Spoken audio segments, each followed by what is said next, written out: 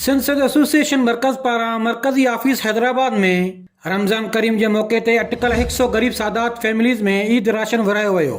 Ration जी विरासत मरकज़ी सदर सैयद शहाबुद्दीन शाह हुसैनी ऐं सखी हाशिम शाह जी सजद नशीन सैयद अलयार शाह कई, जॾहिं त मरकज़ी काबीना गॾु हुई।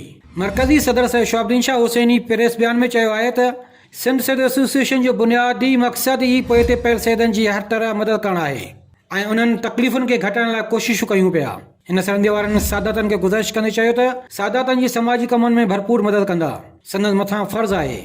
उन मौक़े ते मरकज़ी सीनियर नायब सदर सैयद जानिशाह हुसैनी, मरकज़ी सेक्रेटरी जनरल सैयद सादिक शाह मसूमी, नायब सदर लाड़काना डिवीज़न सैयद पीर शाह, नायब सदर Hyderabad division Syed Ghulam Haider Shah, finance secretary Syed Waseem Shah, office secretary Syed Arif Shah ऐं ॿिया सादात पिणु मौजूदु हुआ। उन मौक़े ते सिंध जी ख़ुशहाली ऐं मुल्क जी बहितरी लाइ दुआ पिणु घुरी वई। ॾिसंदा रहो सादात होम टीवी।